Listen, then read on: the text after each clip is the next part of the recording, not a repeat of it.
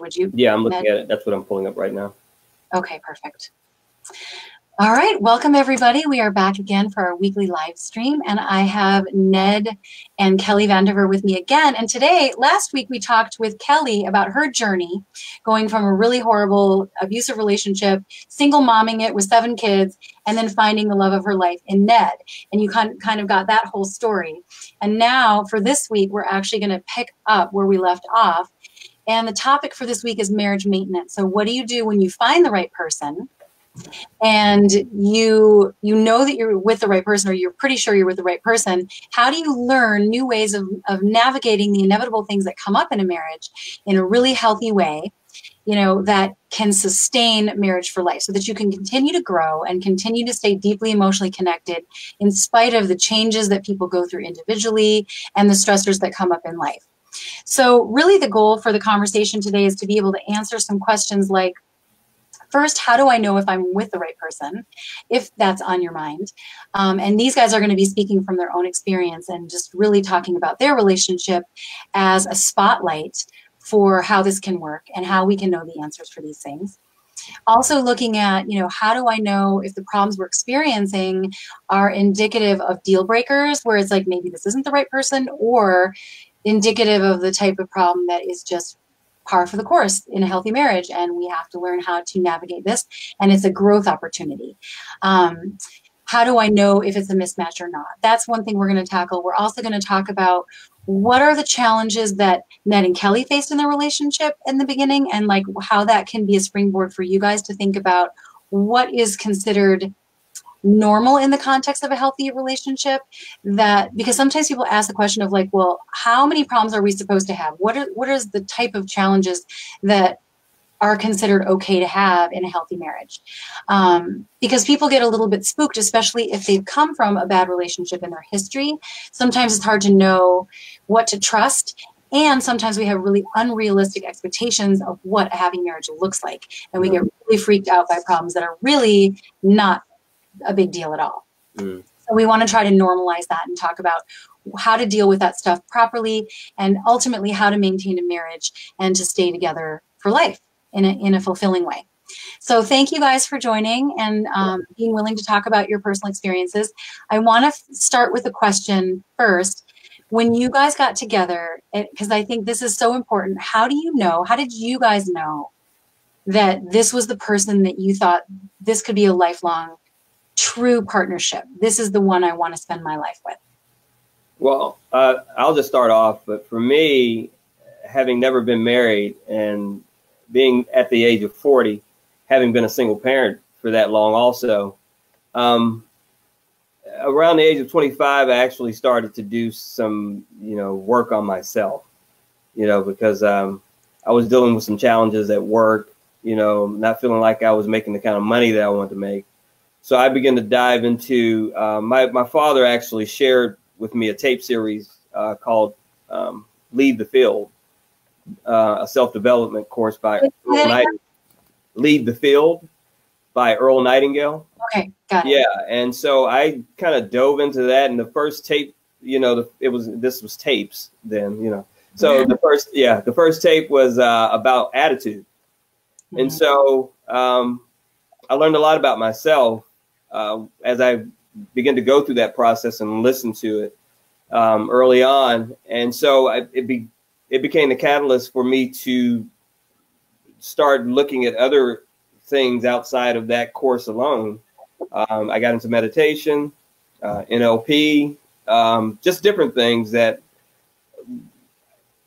I would utilize to help me move forward and feel good about myself as a person. As I begin to explore creating different goals for myself. So by the time I met Kelly, at 40, I had done a lot of work on myself. I pretty much figured out a lot of what I didn't want in my life, So when we met, I'll let her tell her part of it, but she had been doing a lot of the work also, she also growth and development internally. Yeah. And also she also had the experience of being married twice also, and having some difficulties that I would be able to learn from also, and I would learn this later on, but I didn't know then, but it was just kind of part of that whole process of, just maturing and really stepping into being a full man, because you have to be that in order to stay married happily. So, I mean, that's where I was, and that was the history for me in terms of what I saw in her when we met, because, after we met, we never parted. We stayed together. But it was a lot of it, like I said, for me, having the day. Say it again.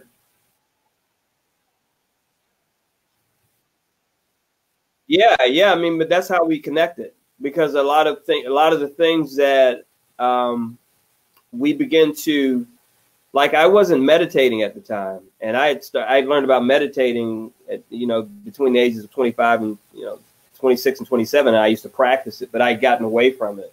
Life happens. So when we met, there were some things that we really connected around that I started doing again, and meditation was one of them.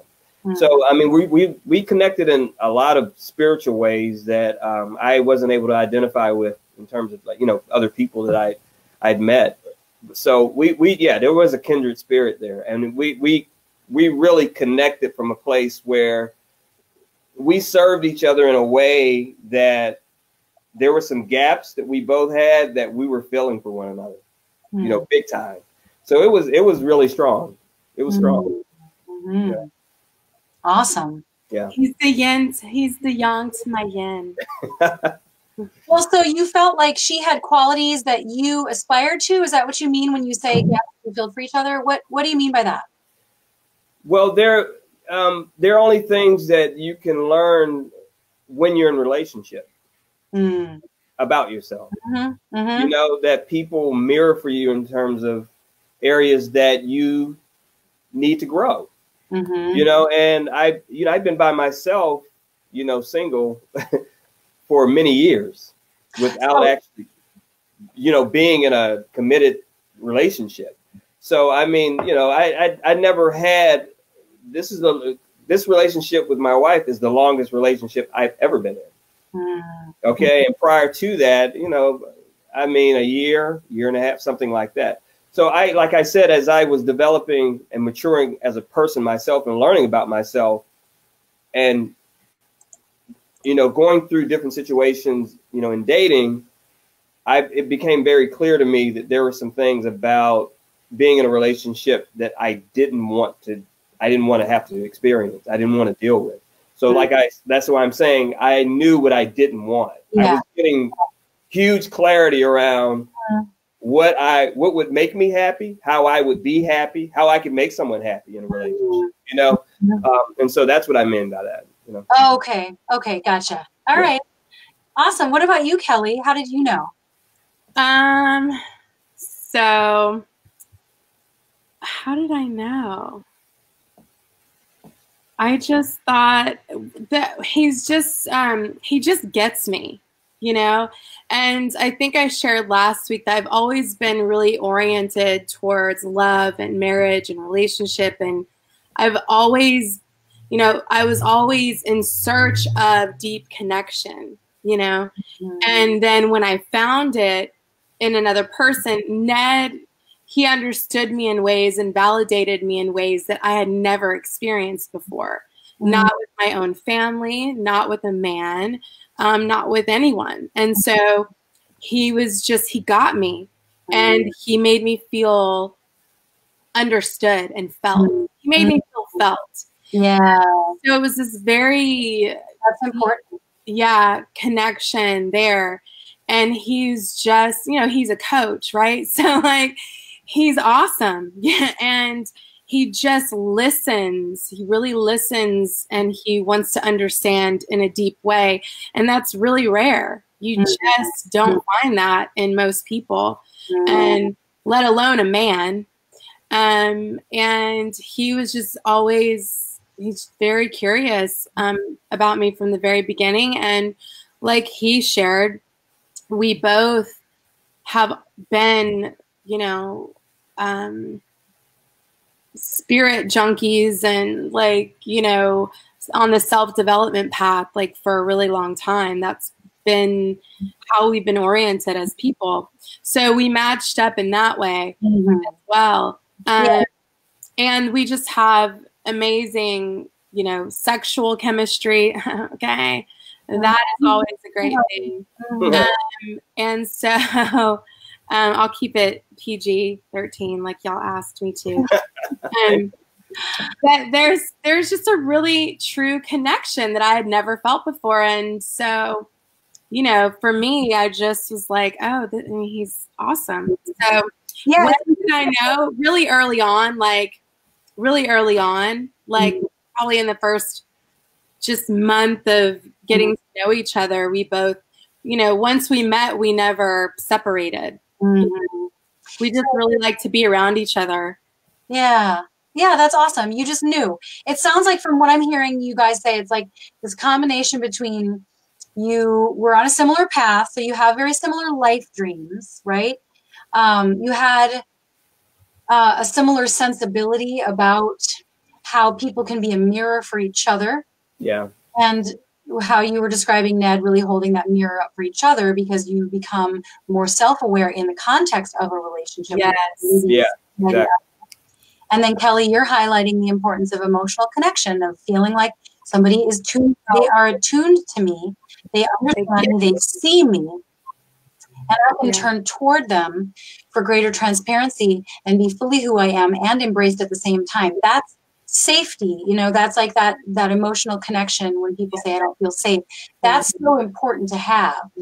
And you guys had that combination, it sounds like, right away from the beginning. Yeah. And the other thing too, that has always been so powerful is the experience that I've had around just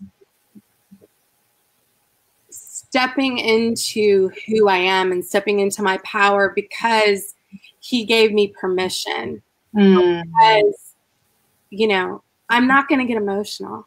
I didn't think I was going to get emotional, but it's okay to get emotional. I know, but I look really bad when I do that. I validate you, babe. So there was so much validation. I mean, I had experienced so much hurt and so much trauma, and so it, to a certain extent, you know, it beats you down, you know. For sure. And so by the time, you know, when he met me, I had been doing work on myself to heal, to figure out my shit, for about a year, you know, before we met. And then when we met, he was like, you don't know how fucking awesome you are. Like, you really don't even get it. Like, you don't get it.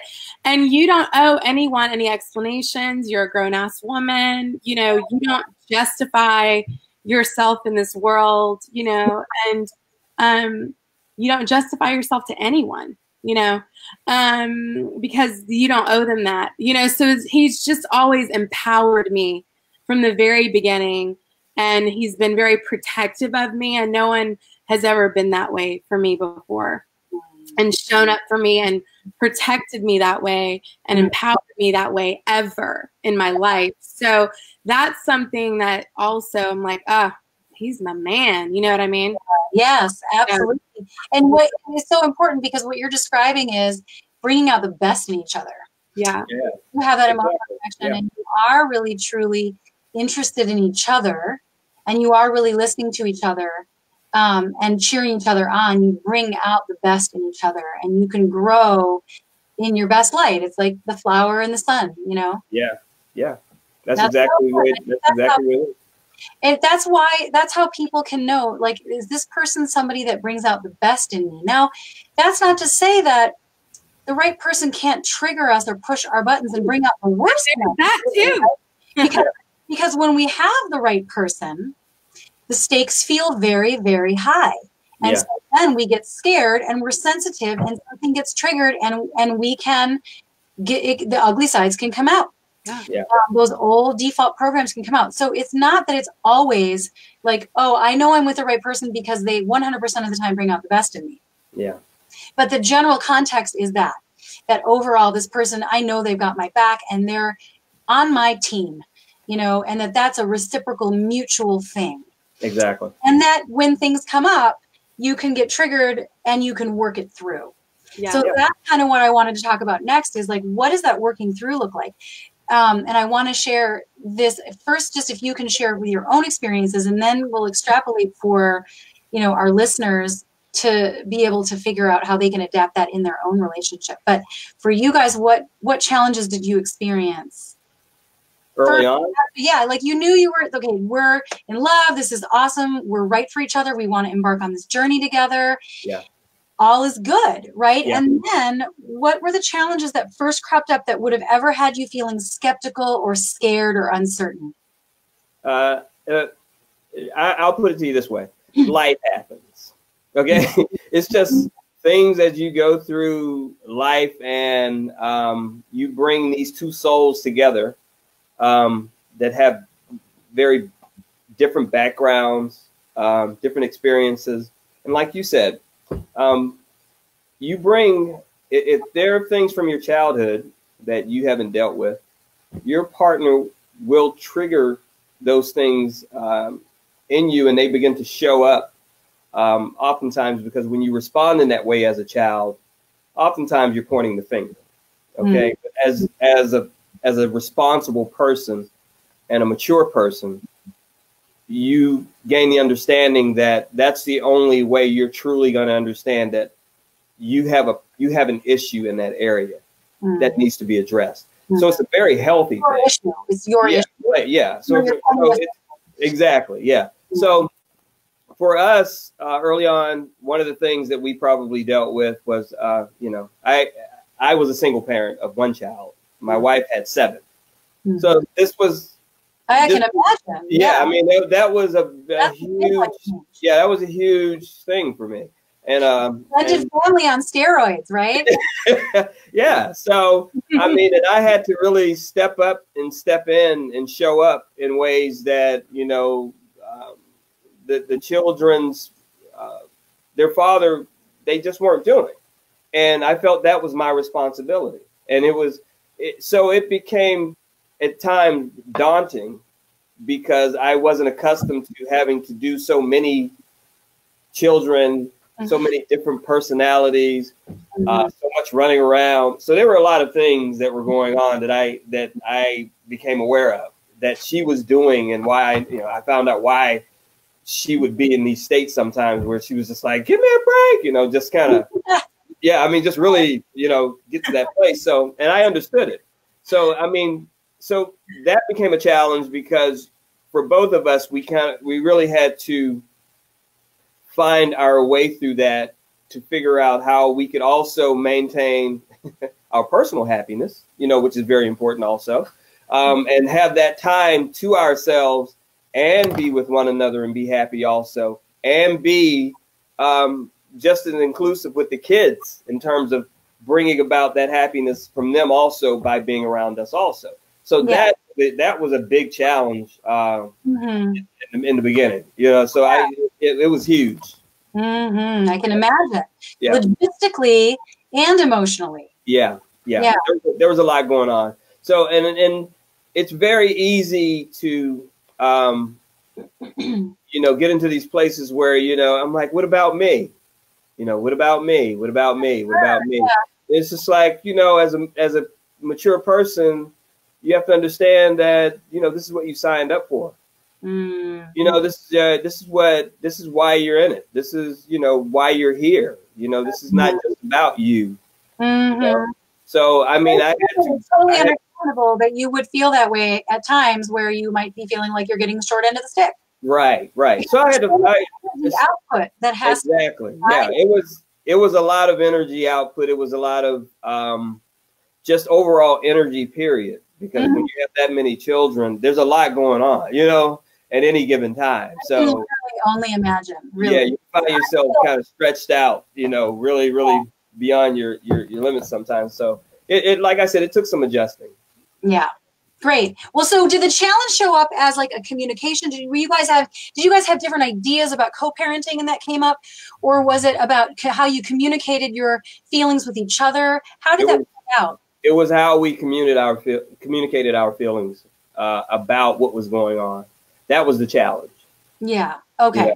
That was a challenge because, you know, Kelly had been doing this for a while when I met her, and she, you know, she felt like she needed a break, you know, and for me to come in, I needed to show up in the ways that she needed me to help her with what was going on. But, you know, again, because I had dealt with one child, that was the challenge. And so the communication part of it became difficult because I didn't know how to communicate to her that, hey, I'm tired, just like you. You know, I couldn't say that because I felt like this is what I signed up for, but I didn't know how to communicate to her and say, hey, you're tired, I'm tired. We need to learn. We need to talk through this and find a way out. You know, I'm not tired. Or give each other a break at some point, something like that. You know, so we had to come to, you know, grips with that and really learn how to sit down and have discussions. So that was really one of the ways that when you talk about going through a situation that opens up an opportunity to make it a positive, you know, turn a negative into a positive. That was one of the first times that happened for the both of us. And it really, being able to sit down with her and be open and honest about how I felt, and she actually listened to me, and feeling validated in that way, you know, I felt the same responsibility to do that for her, you know, and so that just began, you know, that was the first tier and the first foundation upon which we could continue to build upon. So it brings a lot of clarity, or it brought a lot of clarity, and around when you get to that place, because communication is so important in terms of your development together, as you mature as human beings and you mature through your relationship, it began to make things the other challenges that begin to come up, they weren't so challenging because we were allowed to actually express and be open and honest with each other about our feelings, and we knew that was the agreement. You know, it wasn't about saying, it wasn't about saying anything mean or negative because I'm ready to get out of here. It was just, this is how I feel.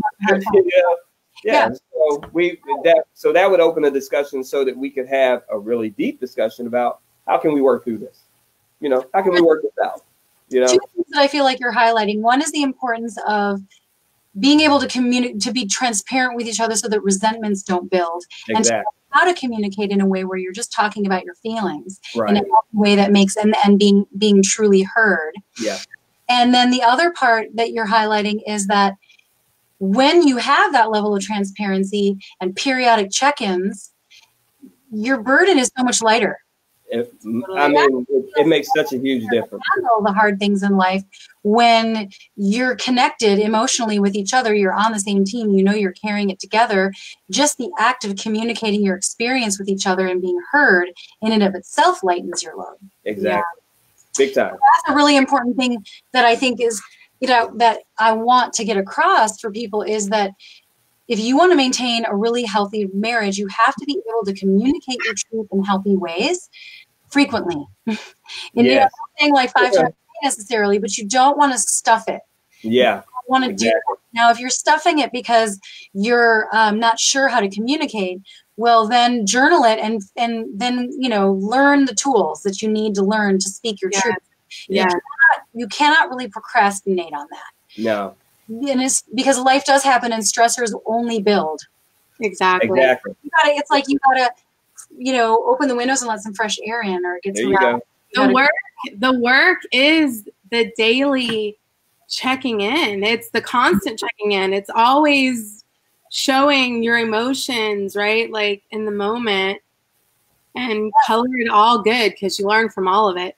But for me, the challenge is, I'm sorry, I just kind of went on to me.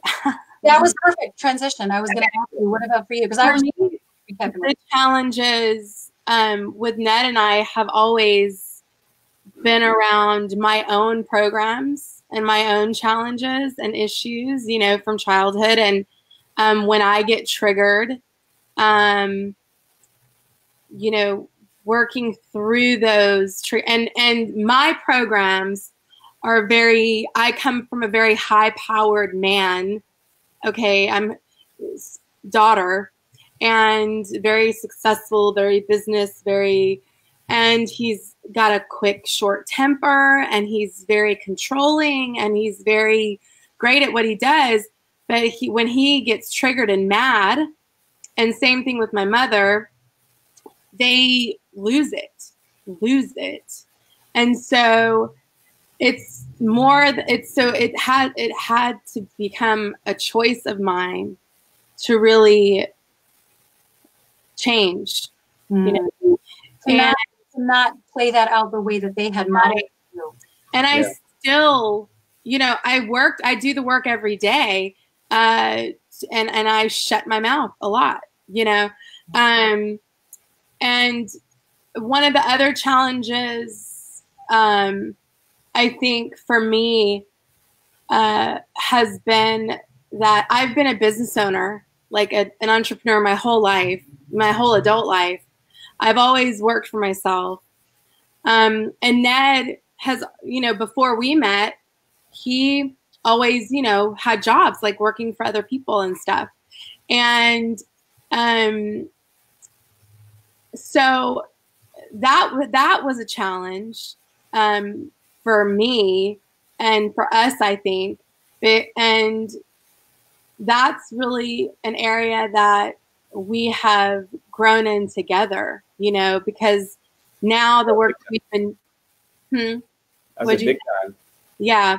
So now that we've been working together, because we've really pretty much been working together since we met, pretty much, you know, we went into business together, and so that was a challenge.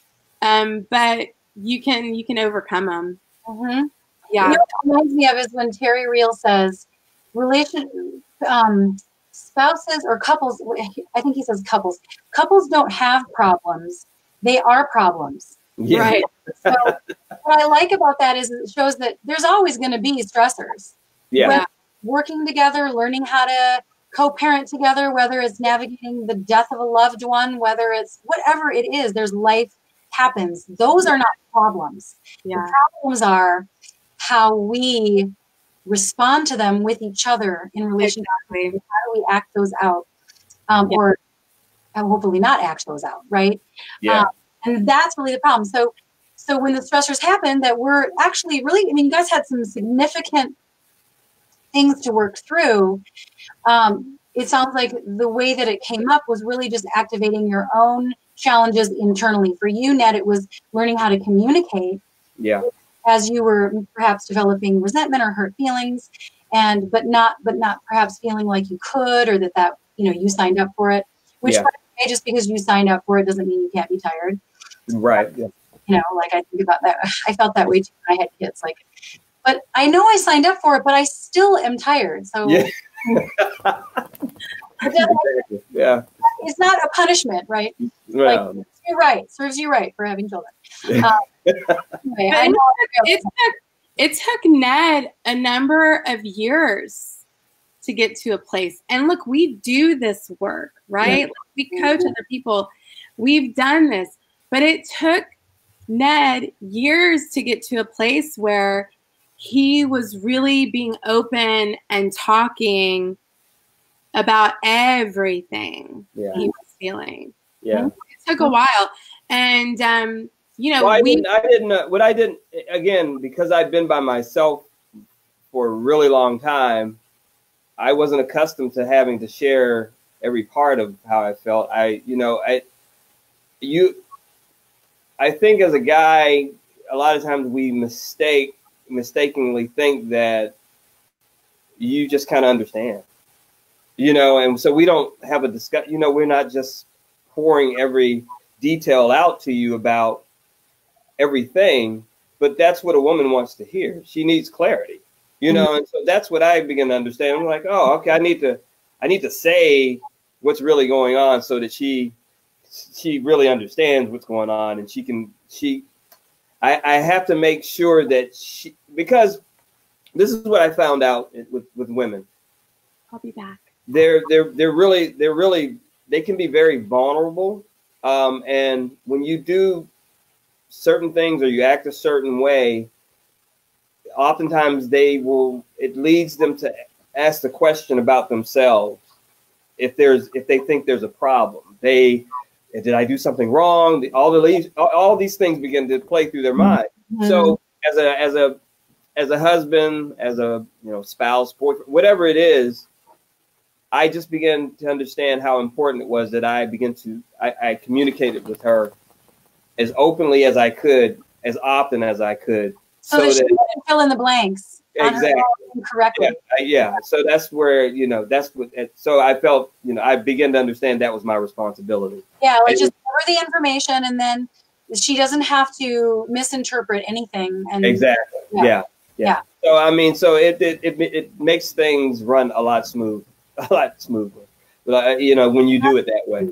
Yeah. So it's harder for guys who are not socialized to that level of transparency. Yeah. It's not something that is considered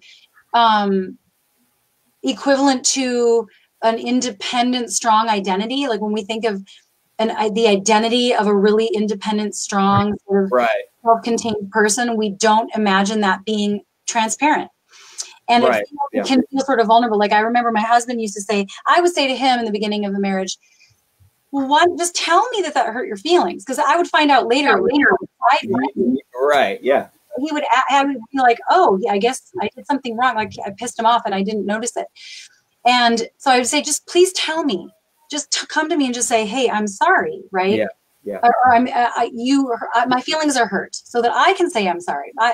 My feelings are, whatever. This is how I'm feeling, and I would give him an example of what that might sound like, right? As a therapist, I'm like, this is how you could say it, and he's like, I'm not going to come to you and be like, my feelings are hurt. Like I'm not. Yeah. He mocked that idea, like that was so stupid, because then he would look like an idiot. That he would look like an idiot if he had to say that to me. Then we have to unpack that. Well, I mean, but that's right. Exactly, it is. But again, we're talking about coming from a paradigm that when you do that as a man, oftentimes you're feminized, right? You're acting like a woman, all this type stuff, which is crap, because I mean, you learn this later on as you just develop as a mature person and you become a whole person, right? Because, as human beings, we all have feelings and we all have emotions, and whether you know how to express those or not, that's something different. But I would advise any man on here who's listening or looking to learn how to tap into his feelings if he wants to have a healthy relationship going forward. It's really important.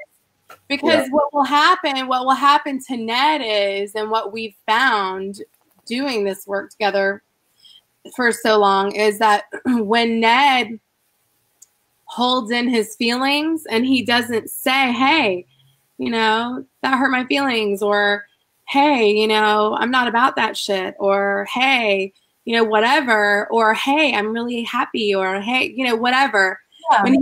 But mostly it's the shit that pisses him off, right? If he keeps it in, what happens is, with anyone, the resentment builds up inside. Mm-hmm. And then what happens is the negative story begins, and you start to drift off into, this is my reality, this is my story, right? Bitch, or this or that, or whatever the story is. I'm saying that's his story, but then he'll start to feel yucky inside, and then it'll affect the intimacy a little bit, or it'll make him feel sorry for himself and go into victim mode, and then he'll go into his pattern. And so then, we have to work through it. And then he realizes, oh, I wasn't talking, I wasn't communicating, and I let the resentment build up, and then I got into story. Yeah. Mm-hmm. And so he'll catch himself, I was in a story. And he'll snap himself out of it. And the cool thing is, though, the longer you do this work, the quicker you're able to realize when you've drifted into story and get yourself back on track. But this talking and the constant, hey, sharing your feelings between the men and the women is so crucial. Because if you don't, resentment builds and you will drift into story and the negative core image of your partner. And that is something you don't want to do. That's dangerous territory. Yeah, it's where most marriages live. yeah, unfortunately.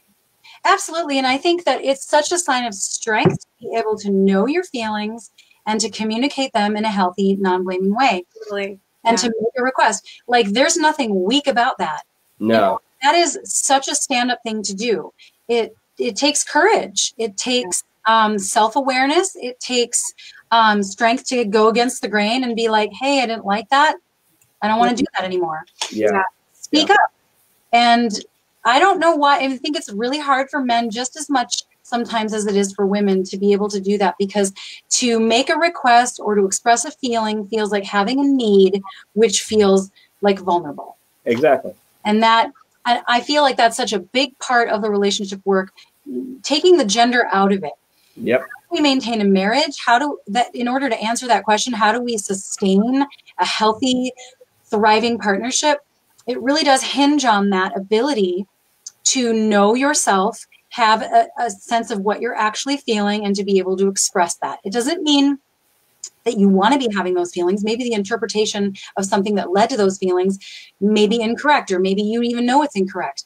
It's saying right or wrong. This is my experience. This is my interpretation. This is what I'm experiencing. You know, this is what I'm going through right now. Exactly. Yeah. And then safety for that.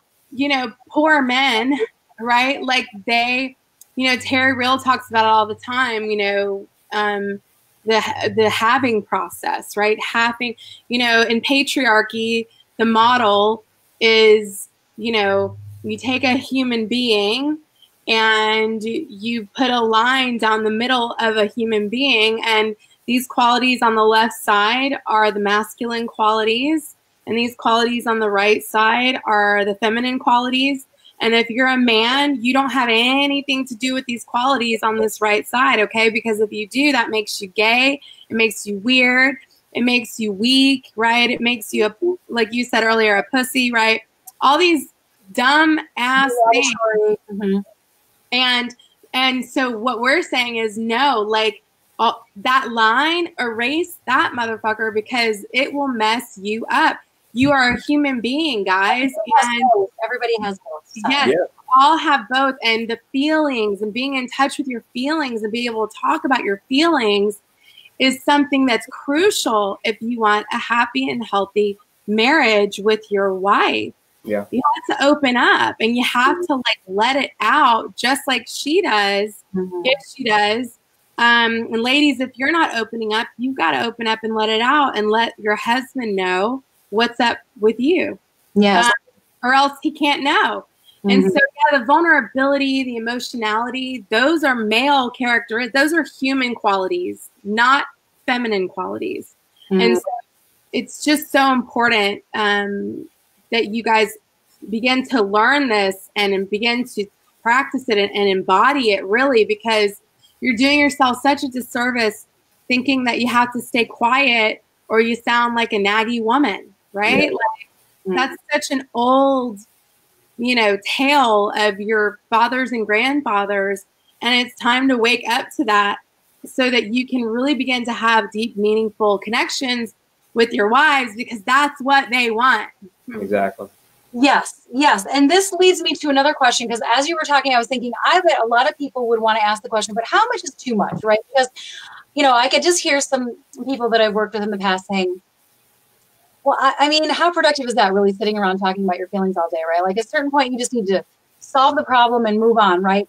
And when is it too much? Because sometimes people will stay stuck or spend so much time talking about their feelings in a way that stays like in the mindset of the problem, where it's not productive, where you're not moving through it. So how would you guys distinguish between what's too much and what is the quality of healthy talking about your feelings versus unhealthy, like unbridled self-expression, right. Toxic, you know, repeat pattern kinds of stuff? I think that's a line people struggle with. Yeah, I think there's never too much. No, I think that it's too much, right? when you are doing it from a place of your dysfunction and disorder, right? Like everyone has their own flavor of dysfunction and personality disorder. Okay. I mean, everyone does. Let's just keep it real. And so you have to be really self-aware of what is your flavor of dysfunction, which you can do by getting that book that I shared last week, The New Personality Profile. You can take that test. It's like $18. And then they give you a very in-depth report of that. And then you'll be self-aware about what your dysfunctions are, what they look like when you're in them, so that you can shift out of them and into your gifts, which is your natural personality. Your natural personality is your gifting. So it's an awesome book. But anyway, I think it's too much when you're in your dysfunction, which is where you go when you get triggered. So it's going to look different for everyone. But if you're coming from that place, that's when it's too much. If you're not coming from that place, that's never too much. That's such a good point. It's the distinction really is, it's not the number of minutes or hours that are spent. It's not, that's not what we should be using as a yardstick. Well, we spent 2 hours and that's too long. Yeah. It's not about that. It's about the place that you're coming from and what your intention behind it is. Yes, the intention behind it. Sharing it for the purpose of clearing it out, and we're seeking repair and offering greater understanding, or a productive request so that we can actually take action that is productive. Then that's great. But if it's coming from a place of like, I'm just expressing all of these feelings to you that are not there. These are the unconscious, is the adaptive child stuff coming up. And I want you to take care of it. I want you to meet my unmet needs from childhood as though you're my parent and I'm that wounded child. And it's coming from that place, and it's not, not healthy. And it will feel like too much for your spouse. Yeah. And if it's just rehashing for 2 hours, that's too much. If 1 minute of unproductive feeling sharing is 1 minute too much. You know what I mean? Like, you know, it has to come. Yeah. So well, I think it's like Kelly said, everybody has their different limits. And it's based on your experience, you know, what you've experienced as a child growing up in a household, what you were exposed to, what you've seen modeled for you, and the things that you've taken away from that household in terms of some of the losing strategies that you may implement in terms of your own relationship. You know, how that plays out, how much patience your partner has for you around those things that are playing out. Are they aware of this stuff? You know, how does that dynamic look between the two of you in terms of you gauging whether you're moving forward or you're moving progressively backward? You know, so there's different ways that you can look at it that you're going to use as a measure, but ultimately you want to be moving forward. Yeah, you know, that's the thing. The biggest thing is even if you have 2 hours of discussion, if you're able to take one positive thing away from that and actually say, hey, you know what? We got through this discussion and let's say I didn't raise my voice one time or you didn't raise your voice. You're moving in the right direction. You're becoming conscientious and you're becoming conscious of yourself, what you're doing, and you're becoming conscientious. So you're beginning to be considerate of the other person. So it's a slow crawl depending on how deep you are. But what's cool about what you just said, Ned, and I don't even know if this was your intention, but you're really talking about how healthy couples will be able to identify the progress and highlight that and notice it. And even if you feel deflated or drained, if you can still notice the progress, and this is why we always talk about having people do their brag book, or, you know, really consciously bringing their awareness to what went well today. How did I do things differently? How did I make an effort today? Exactly. Same things. Well, like I see they're making an effort, but it's just, that's not, you don't want to say, but you want to say, I see that my spouse is making an effort in this way, and that is a good sign that we're moving in the right direction. Does it mean we're there where I want to be yet? Maybe not, but it's definitely not something to be overlooked. And I think healthy couples really do celebrate the wins.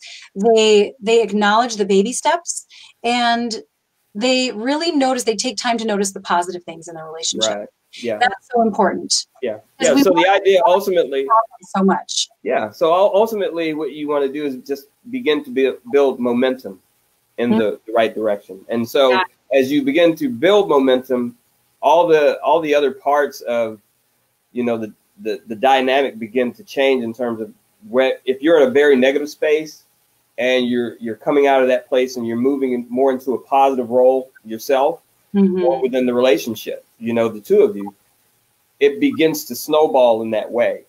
You know, you just, because you're building momentum, there's more intention that way. There's more focus that way. So what you focus on expands always. Exactly. So Amen. That's the point I want to make. Yeah.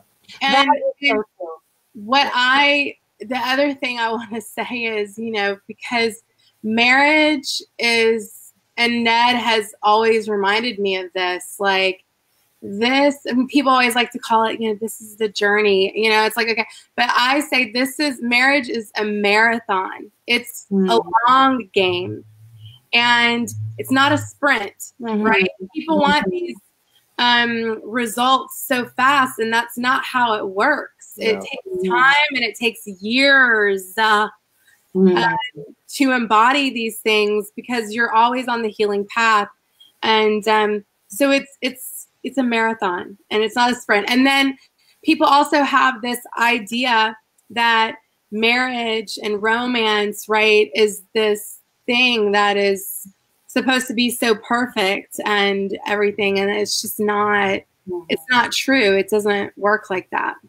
Right. It's like this idea of happiness. We talk about, in this group, we talk about healthy, authentic marriages. We're not always talking about happy marriages all the time. Like, yes, we want to be happy. Of course, I think that's worthy, but true human experience does not include like happiness 100% of the time. It includes the blend of many different emotions. Right. What's most important is that there's authentic, safe emotional connection, and that there's healthy communication. And with that, you will always have engagement. You will always have that sense of togetherness, and that sense of strength, like we're on the same team, regardless of if we're happy every minute of the day. Right. Yeah. Right. That's the most important thing. I think that's the core of fulfillment. So if you're using the number of minutes that you feel super happy as your yardstick, that might not be the best yardstick. Exactly. Right. Yeah. And, you know, I love what Terry always says, you know, when he, you know, reminds us that relationship, marriage is really a constant cycle of, what is it? Harmony, disharmony, and repair. Yes. Falling out of harmony and then repairing. And he calls this, he talks about fierce intimacy. Yeah. Where it's really just about the actual repairing when you've fallen out of harmony and getting back into harmony. That's what creates intimacy. That is the intimacy piece. Yeah. And that's, I think, way more beautiful than just happiness. Like happiness is awesome, but when you have that underneath happiness, that's joy. Yeah. You know? Exactly. Yeah. I mean, and that's like, you know, like Kelly was saying, it's a marathon. And the most important thing is, you know, as an individual that I've recognized in a marriage is recognizing when you're becoming a better version of yourself. You know, looking at that and going, you know, applauding yourself as you go through these changes and you develop and you're maturing, and it just makes you feel better as a person. Like, you know? I'm so proud. Yeah, I mean, so it's just really. And you have more to give. You're like feeling good about yourself. You got more. You got more control. Yeah. I mean, I try to, you know, I know early on, you know, when you meet someone and you have those butterflies, everyone wants to have that feeling, right? Everyone wants to be able to go back there, and that's just the beginning. You know, I have to tell people this is the beginning of your growth. You're really getting, when you step into marriage, you're really getting ready to do some huge transformational stuff, either negatively or positively, and it's your choice. You know, how do you want to move through that process, and how do you want to become this best version of yourself, or do you want to sit around and focus on everything that you don't want to be? You know. Yeah, like a good marriage is an inside job because you have to do it from the inside out and show up with your intention and recognize that everything that you think and the energy that you bring is co-creating your relationship. Exactly. Yeah. Totally. And that it has a lot of power. Yeah. So even if your spouse isn't as self-aware, and you, let's say, like you guys are such an example of self-awareness and self-development and stuff like that, but some people haven't done that. Maybe they haven't been on that path for very long, or they're new to it or something like that.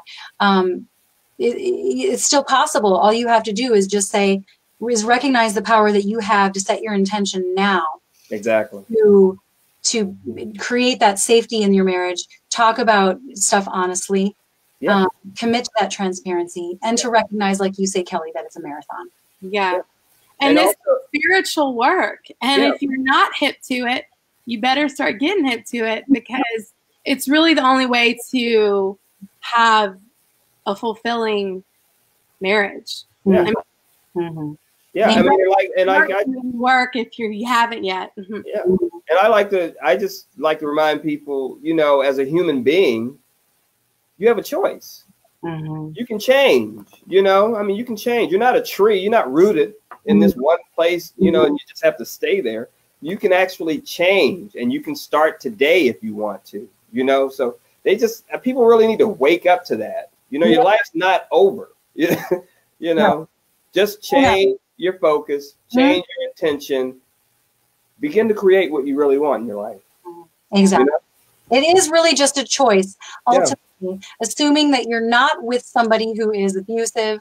And, you know, if you are in a relationship that you feel like I'm with the right person, I really want to work with this person, and we have like the raw material of a healthy, authentic marriage, but we're stuck around some things and we're grappling with that and we're not sure how to come out the other side. That matters. Talk has been helpful to you, and just recognizing that. I'm hoping that this gives you hope. And if you are wanting support around this and finding out how you can do this in your relationship, you know, we invite you to book a call with us at monikahoyt.com/talk. And we would just simply have a look at your specific dynamics in relationship and the challenges that you're facing, what your goals are, where you want to ultimately go. And if that's something that we can help you with, we will let you know what that might look like. And if it's not something we can help you with, we'll certainly point you in the right direction. But either way, we want to help you just get clarity, especially if you're kind of grappling with, am I even with the right person? And what are my exact barriers and deal breakers? Because sometimes that's a really hard thing to get clarity on. Exactly. But hopefully this has been helpful for you guys. I want to thank you both, Ned and Kelly, for sharing your personal experiences with everyone who's going to be listening. Oh, yeah. We're going to be putting it on the page and in the groups. So much appreciated. And we might get some questions. You guys, please feel free to ask any questions whatsoever, and we will go back through and answer them. Yeah. Awesome. And then we'll see you again next week. All right. See you then. See you guys. Bye.